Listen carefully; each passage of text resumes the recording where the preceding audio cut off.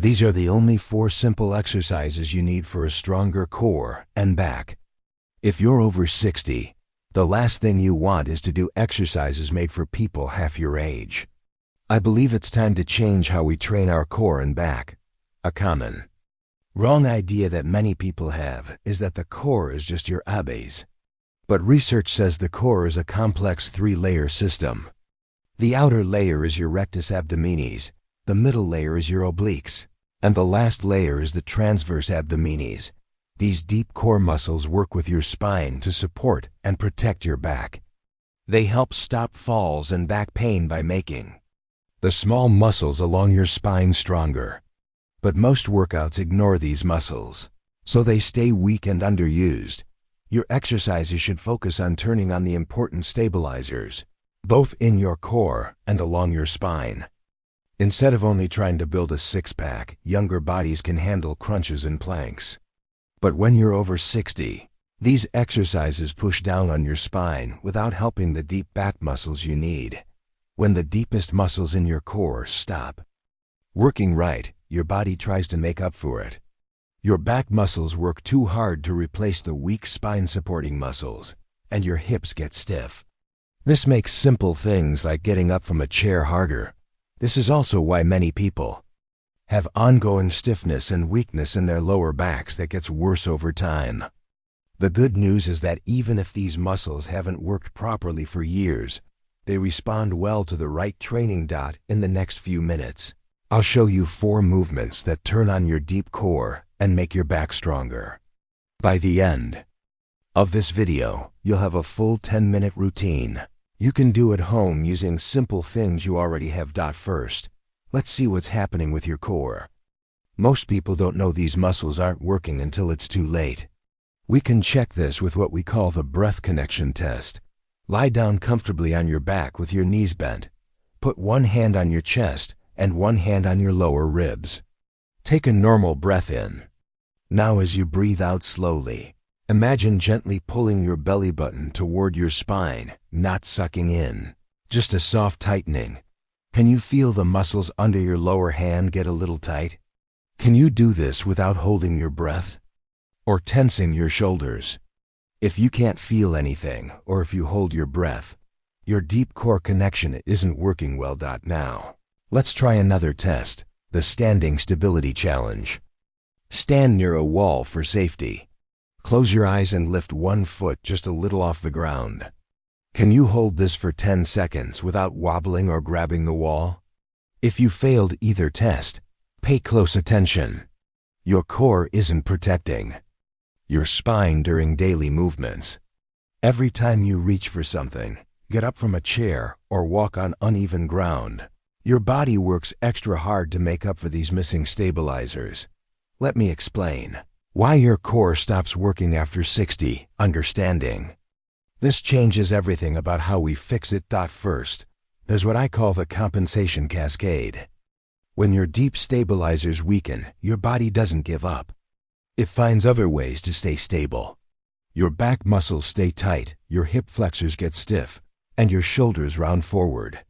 You might think it's just aging, but really, your body is adjusting to core weakness.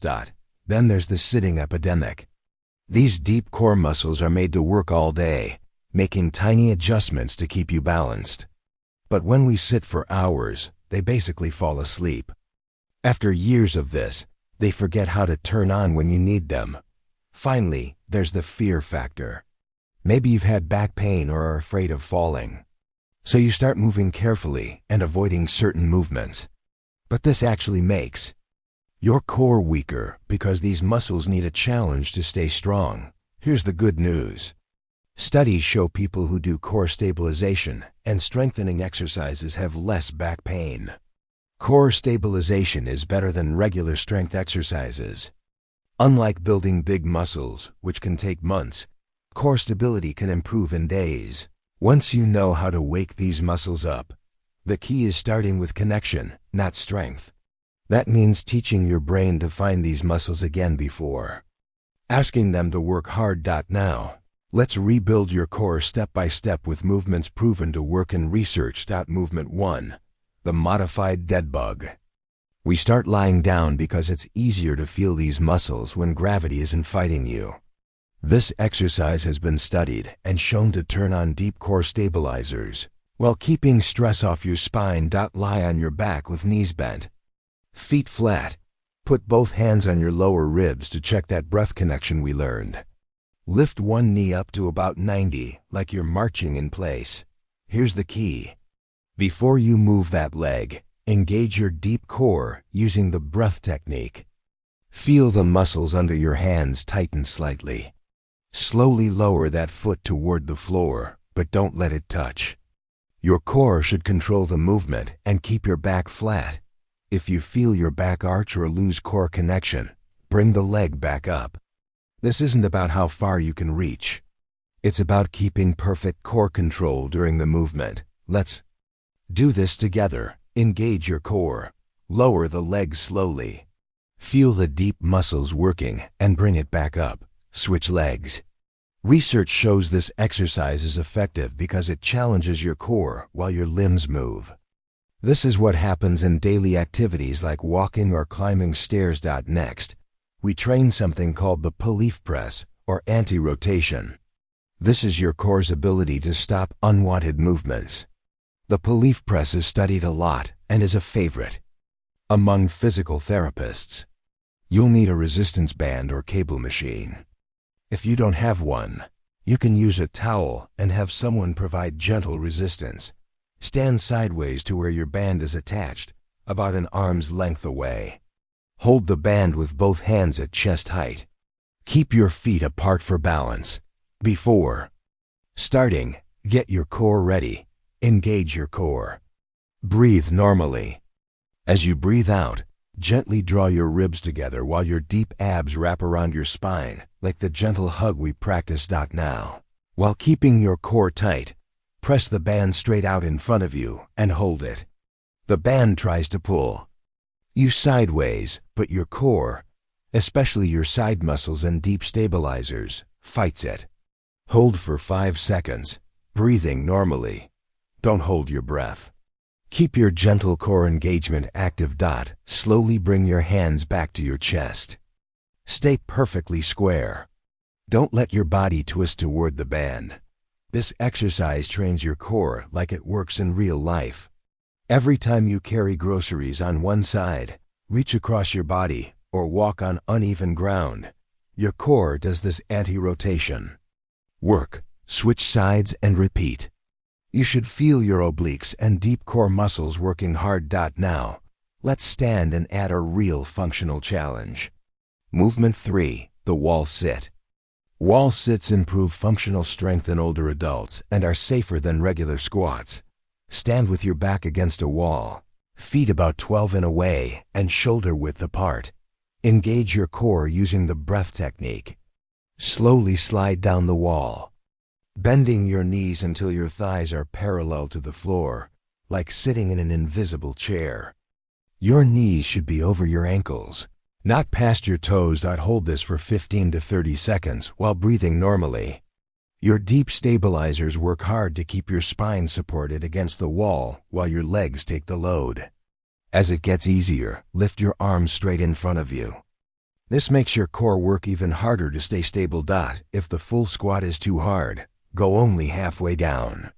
The key is keeping perfect core engagement throughout. This helps with getting up from chairs, climbing stairs, and good posture in daily life. Movement 4, the glute bridge. Now let's strengthen the posterior chain, glutes, hamstrings, and back muscles that work with your core for stability. The glute bridge is recommended for lumbar stability and reduces back pain. Lie on your back with knees bent, feet flat about hip width apart, arms at your sides. Take a normal breath in. As you breathe out, gently draw your ribs together while your deep abs wrap around your spine. Keep this engagement. Squeeze your glutes and slowly lift your hips off the ground, making a straight line from knees to shoulders. Your core works to keep this bridge position while glutes lift. Don't arch your back. Keep ribs drawn down toward your pelvis. Hold 3 to 5 seconds, squeezing your glutes at the top. Slowly lower back down. This is important because weak glutes often cause back pain and poor posture. Glutes and core work together to support your spine in almost every activity. Research shows exercises like these reduce lower back pain when done regularly. Now that you know all 4 exercises, here's how to put them together in a simple routine. Easy. Weekly plan. Workout days are Monday, Wednesday, Friday. These are your core days. Start with the dead bug, 2 sets of 5 to 8 reps on each leg. Go slow and focus on control. If you can't keep your core tight, do fewer reps. Next, Pelif press. 2 sets of 8 to 10 reps. Hold for 5 seconds each. Don't let the band pull you sideways. Stay straight. If no band, use a towel and have someone pull gently. Then wall sit. 2 sets, hold 15 to 30 seconds. If you can't go all the way down, go halfway. Keep your core tight the whole time. Lastly, glute bridges. 2 sets of 8 to 12 reps. Squeeze your glutes at the top and keep your core working. Tuesday and Thursday are practice days. Spend 5 minutes on your breath. Breathe in, ribs expand gently. Breathe out, ribs softly draw together while deep abs engage.